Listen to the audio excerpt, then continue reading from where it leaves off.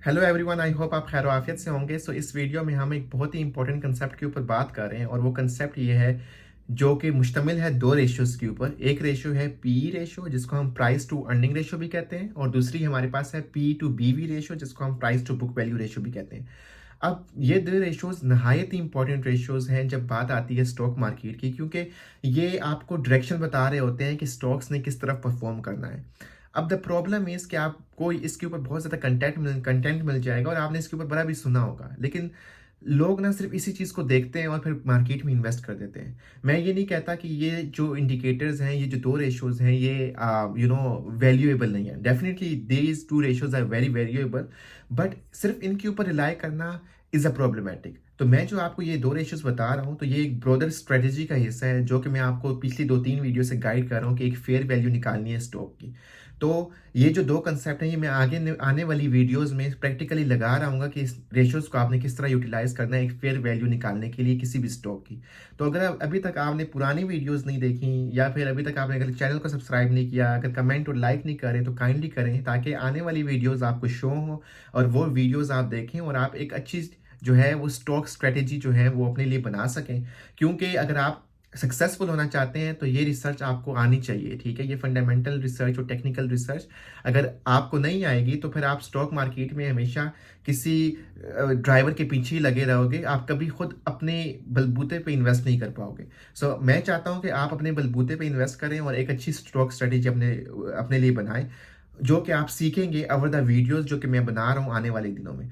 तो या do subscribe the channel and stay tuned. तो चले हम बात करते हैं प्राइस टू अर्निंग रेशियो, ठीक है। ये एक बहुत ही इंपॉर्टेंट रेशियो है। इससे आपको पता लगता है कि एक जो कंपनी के स्टॉक्स हैं वो ओवर वैल्यूड हैं, अंडर वैल्यूड हैं या फेयर वैल्यू पे हैं। ये तीन ही थ्रेशोल्ड हैं स्टॉक मार्केट में।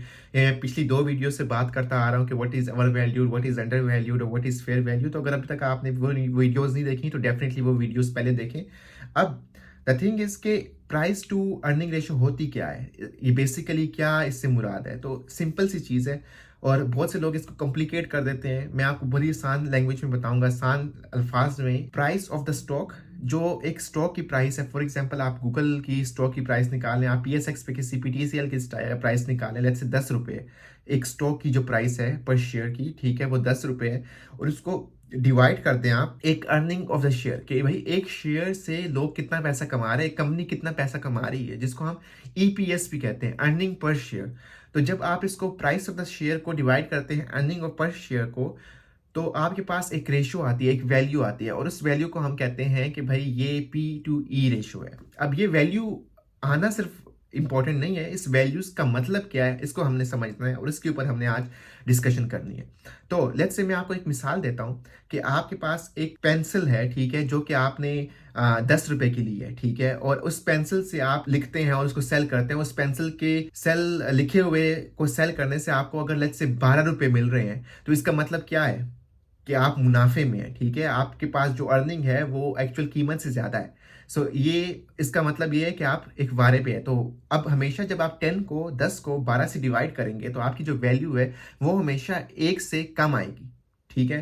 तो बहुत कम आपको स्टॉक्स मिलेंगे, ऑलमोस्ट इम्पॉसिबल ऐसे आपको कोई स्टॉक मिले अच्छी कंपनीज के जिसकी पी टू ई रेशियो है जो 1 से कम हो। अगर 1 से कम होगी तो इसका मतलब है कि भाई वो कंपनी बहुत ज़्यादा अंडर वैल्यूड है। अगर नॉर्मल सर्कमस्टांसिस में तो आपको ज़रूर इन्वेस्ट करना चाहिए। तो अगर पी टू ई रेशियो जो है वो 1 से ज़्यादा हो तो भाई क्या वो ओवर वैल्यूड है?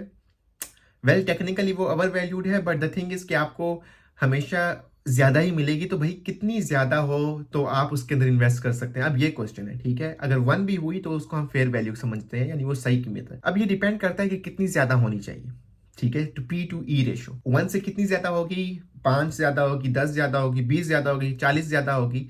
तो कितनी ज्यादा होगी कि आपको पता लगे कि भाई मुझे स्टॉक में इन्वेस्ट करना चाहिए कि नहीं, ये एक सवालिया निशान है। इसके ऊपर मैं आपके पास आता हूँ और आपको जवाब देता हूँ, बट बिफोर दैट मैं आपको ये बता दूं कि जो पी टू ई रेशियो है वो हमेशा आपको यही बताती है कि भाई इस कंपनी की जो स्टॉक है वो आपको कितना परफॉर्म करके देगा ओवर द टाइम। जितनी कम होगी वैल्यू उतना अच्छा परफॉर्म करेगा स्टॉक, जितनी ज़्यादा होगी वैल्यू उतना कम अच्छा परफॉर्म करेगा जो आपका स्टॉक है। तो ये हमेशा अपने माइंड में रखना है। जो पी वैल्यू है ये डिपेंड करता है कि कौन सी आप सेक्टर में परफॉर्म करें, हर सेक्टर की डिफरेंट पी वैल्यू है, इसको हम आगे आने वाली वीडियोस में डेफिनेटली डिस्कस करेंगे।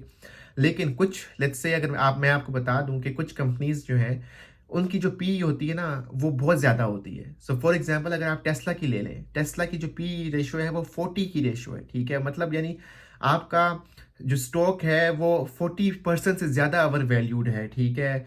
और वो बहुत ज़्यादा यानी आपके चांसेस सक्सेस के कम है। अब ये चीज़ ज़रूरी नहीं है कि ये ठीक हो, क्योंकि टेस्ला आपको ही पता है कि it's not a normal sort of company, क्योंकि it's backed by someone Elon Musk, तो एलन मस्क का अलग एक पूरा नाम है और इस तरह की अलग चीज़ है। तो ये चीज़ फिर वहाँ पे आप अप्लाई नहीं कर सकते पीई की जो रेशो है।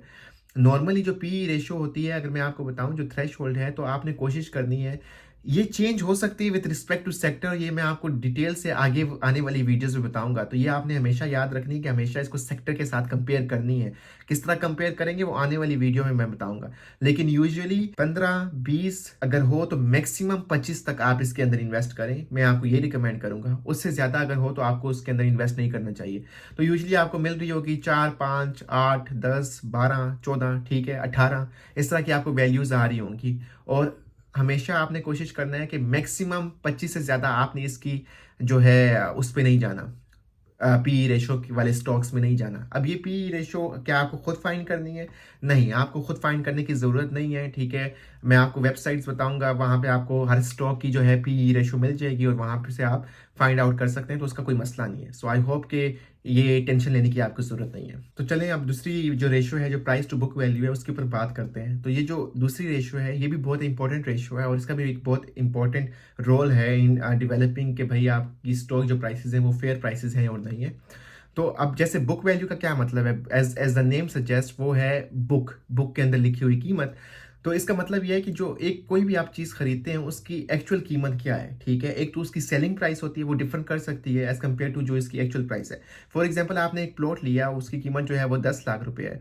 कल आपने उसको बेचना चाहा और जो कि 15 लाख रुपए है, तो ओवर द टाइम क्या उसकी बुक वैल्यू चेंज हुई है? नहीं, बुक वैल्यू का मतलब यह है कि भाई उसकी जो असल कीमत है वो 10 लाख रुपए है। कल जो वो 15 लाख का बिक रहा है तो वो 15 लाख उसकी एक्चुअल कीमत नहीं है, ठीक है। तो यानी असल जो कीमत है एसेट की, तो उसको हम कहते हैं कि भाई वो जो है एक्चुअल वैल्यू है। अब ये आपने माइंड में रखना है कि ओवर द टाइम जब ये एक दिन से लेट्स से 10 साल में चेंज होता है, तो आपकी इन्फ्लेशन होती हैं, डॉलर रेट चेंज होता है, तो वो सारा चीज़ें जो है ना वो आपको इंटरटेन करनी होती है इस बुक वैल्यू के अंदर। एट द एंड देखना होता है जब वो सारी चीज़ें डिडक्शंस कर लेते हैं। लेट्स से आज आपका डॉलर जो है वो 300 का है, कल 450 का है। आज की 10 लाख की कीमत है प्लाट की, ऑब्वियसली वो सारे 10 लाख तो 10 साल बाद नहीं होगी ना। तो फिर जो भी वैल्यू होगी तो आपने उसके अंदर चेंजेस करके, ठीक है, देखना होता है कि भाई क्या उस दिन जो 10 साल बाद वैल्यू निकलती है, ये सारी चेंजेस करने के बाद, इन्फ्लेशन को डील करने के बाद, क्या फिर भी वो 10 लाख बनती है? अगर वो बनती है तो मतलब है कि भाई जो उसकी प्राइस है वो बुक वैल्यू से मैच कर रही है। अगर नहीं करती तो उसका मतलब है कि भाई आपकी जो प्राइस है वो इंक्रीज हुई है और बुक वैल्यू जो एक्चुअल कीमत है एसेट की वो उतनी ही रही है। तो अब जो एसेट हो गया वो ओवर वैल्यूड हो गया। अब ये आपको खुद कैलकुलेट करने की ज़रूरत नहीं होती, ये हमेशा गिवन होती है। तो मैं आपको बता देता हूँ कि जो प्राइस है वो है प्राइस ऑफ द शेयर और book value of divide by the book value of the share. तो मैं आपको एक मिसाल जैसे प्लॉट की दी थी, तो लेट्स से जो प्राइस है वो आपने 10 लाख का प्लॉट लिया था 10 साल पहले। आज आपने देखना है कि आज कितने का बिक रहा है। अगर वो 15 लाख का बिक रहा है, ठीक है, डिवाइड बाय आपने उसको कर देना है, ठीक है, 10 लाख के ऊपर। अब आप मैं एज्यूम करता हूँ कि कोई इन्फ्लेशन नहीं हुई। डॉलर का रेट कल भी 300 था, आज भी 300 है। इन्फ्लेशन, महंगाई जितनी पहले थी उतनी आज ही है, कोई चेंजेस नहीं हुई। सिर्फ कीमत जो है वो 10 लाख पहले थी 10 साल पहले, आज जो है वो कीमत 15 लाख हुई है, ठीक है। और मैंने क्या किया, सिर्फ 15 लाख को डिवाइड कर दिया 10 लाख के ऊपर, ठीक है। तो जो मेरे पास वैल्यू पहुंचेगी वो आएगी 1.5। अब ये जो बुक वैल्यू मेरे पास 1.5 आई है, तो इसका मतलब ये है कि जो मेरा एसेट है वो भी ओवर वैल्यूड हुआ है एज कम्पेयर टू जो उसकी बुक वैल्यू है, जो उसकी एक्चुअल कीमत है।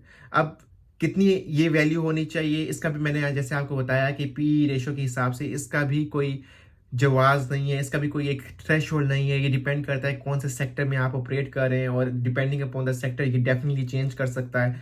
और जितनी ये कम होगी उतना आपका फ़ायदा है, जितनी ये ज़्यादा होगी उतना आपका नुकसान है। अब ये डिपेंड करता है कौन सी कंपनी है, ये चेंज कर सकता है। हमेशा आपने इसको पीई के पर्सपेक्टिव से देखना होता है कि प्राइस टू अर्निंग रेशियो क्या है और price to book value ratio क्या है। तो हमेशा इसको आपने समझना यही है कि जितनी P to B V ratio कम होगी उतना अच्छा है। कम होने का मतलब ये है कि आपका जो स्टॉक है वो एक्चुअल असल कीमत में ही बिक रहा है, वो जो कंपनी बता रही है कीमत उसी में बिक रही है, तो कोई इसमें एज सच और कोई चेंजेस नहीं हुई। सो ये जो दो रेशियोज हैं ये आपने हमेशा माइंड में रखनी है, ठीक है, प्राइस टू इक्विटी रेशो और price to book value ratio. इसको मैंने ज़्यादा कॉम्प्लिकेट नहीं किया, मैंने आपको बड़ी सिंपल लैंग्वेज में बताया, इससे ज़्यादा आपको जानने की ज़रूरत नहीं है ज़्यादा डिटेल में। और ये रेशियोज आपको खुद फाइंड करने की ज़रूरत भी नहीं है, ठीक है, आपको बस पता होना चाहिए कि इसका मतलब क्या है और ये नंबर क्या बताता है। तो इंशाल्लाह आप आने वाली वीडियोस में मैं आपको ये बता रहा हूँ कि इन दो रेशियोज को आपने किस तरह अप्लाई करना है और किस तरह आपने फिर देखना है कि एक स्टॉक की असल कीमत किस तरह निकलती है। ये जो सारी चीज़ें हैं ये बहुत इंपॉर्टेंट रोल प्ले करती हैं, तो इन कंसेप्ट को अंडरस्टैंड करें और आने वाली वीडियोज़ में हम इसको अप्लाई करेंगे। तो इंशाल्लाह दोबारा मुलाकात होगी नई वीडियो में, तब तक अपना ख्याल रखिए। अल्लाह हाफिज़, टेक केयर।